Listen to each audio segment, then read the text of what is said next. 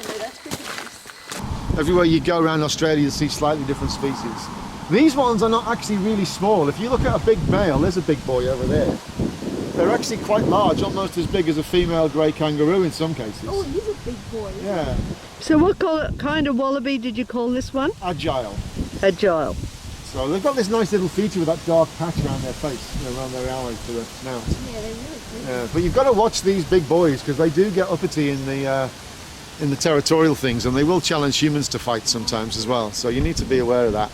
Don't get too close. Now, do you know why marsupials get the name? I actually don't know the answer to that. I probably shouldn't. It's because the Latin name for a pouch is the marsupium. So if you have a marsupium, you are a marsupial. That's where it comes from. The Italians love that when they're on Bunnies to See Italians. All the way through you can see a little ridge in the distance. That's the Yarrabah range, and that's the east coast of Australia. Meaning is macropods, big feet. Big feet. So there's about half a dozen macropod species. The two around here that we see are the brush turkey and the scrub fowl. Scrub fowl in the forest tend to be really jittery. They don't see very much of them. They're quite shy. These things aren't. That's the brush turkey.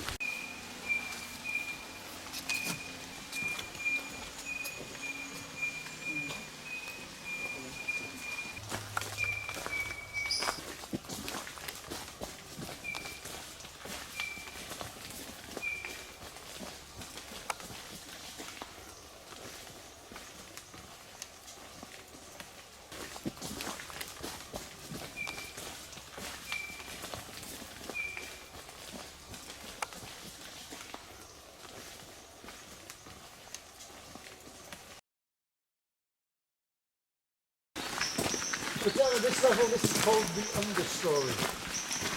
Above our heads is the canopy. Flower action and fruit is in the canopy. Not many things send all your roots down, and then you've made a scaffold system. So when that central tree rots out, you can still stay standing. So, yeah, look at the size of the ferns. See that's how big they get. The biggest danger they cause is getting so big that those branches break eventually. Yeah. And it does happen. We have this. This is a relatively new boardwalk. The old one got destroyed 3 years ago by a branch off this end falling down. I came on a Sunday, it was all cool, came back on the Monday. Yeah. Big tree. Yeah, as well, right on that platform there it came down.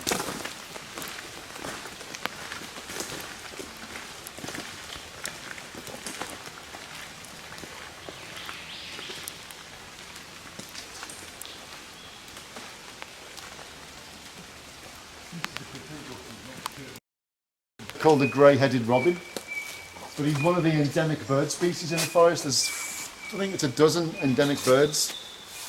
So that noise, you can't hear it anywhere else in Australia, but it... Alright, let's keep on trucking around. Not seeing any little movements on the ground yet, but the next place we go we've got a better chance anyway because we cover more ground.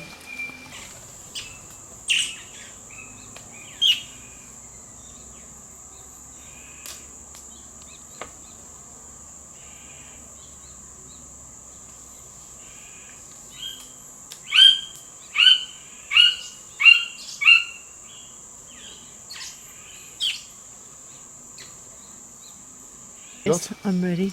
See it there? Yeah, here? Look there. Oh.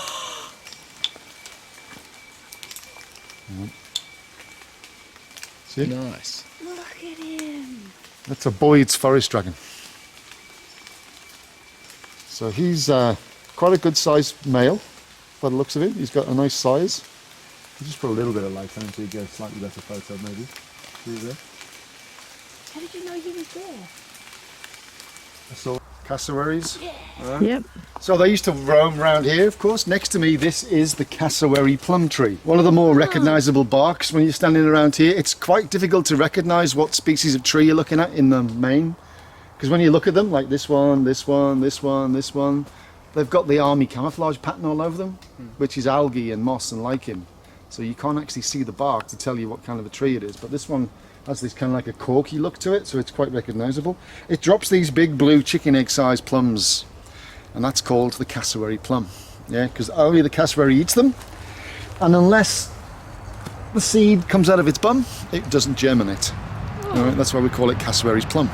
So it has more of these won't grow in here. No, There's That's no sad. reproduction for them because the cassowary can't eat them. But cassowaries breed in captivity, as you know. Yes.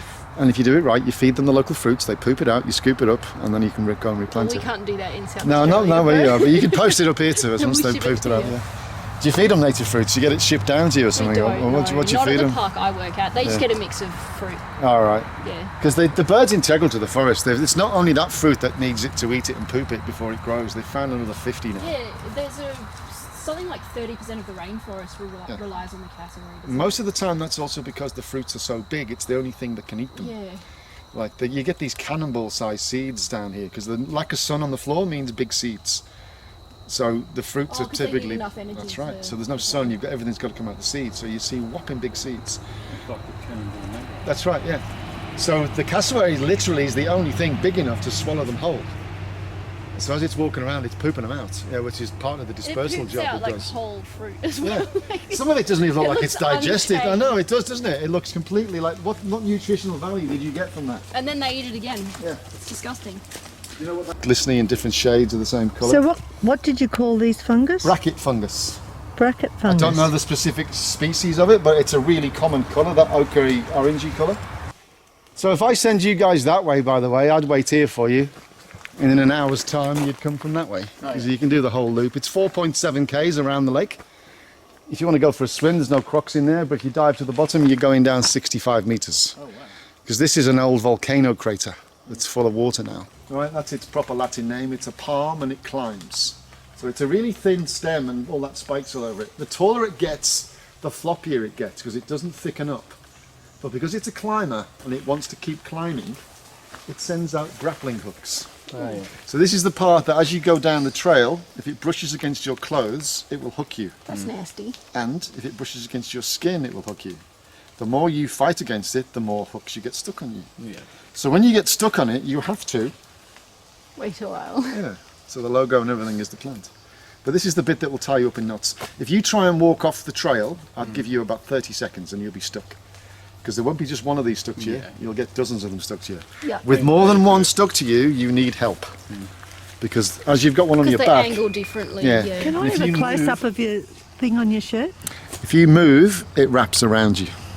And you can't break it with your hands. Yeah. I've actually I had to dig a, well not dig, I had to cut a photographer out of here one time. We went down the trail and we got halfway down and I had this help. And I looked over and he was stuck in there. He had 3 or 4 strands on him, so I just cut them off. This became the #1 logging target, so we haven't got very many left like this anymore. There's lots of young ones scattered around the place, but only about 20 as big as this left in the whole area. They all got slaughtered. These two got saved because a local guy called Gary Curry in the 1920s bought this lake and the surrounds, and he kicked all the loggers out. He kept it for tourism and conservation even from the 20s. Good on him. So there's another couple on the other side of the river, the lake as well. Sorry, not quite as big as this, but nice big ones too. So who saved all this area? So down around the edges of the lake is original forest, untouched. You know, hasn't been logged. So everything else around here got ripped down. But we've nearly made it to the end. You can understand because that is awesome timber. Oh yeah, it's really good. Termites won't eat it. It's got natural termite resistance. It's beautiful pine. It's, beautiful.